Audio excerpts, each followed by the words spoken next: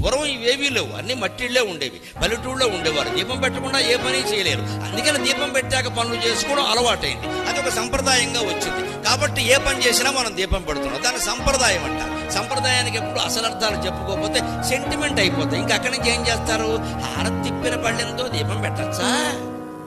అగ్గిపెట్టితో దీపం పెట్టచ్చా? కొవ్వొత్తితో దీపం పెట్ట, వేలు అంటించుకుని వేలుతో పెట్టు, దీపం తెలుస్తుంది.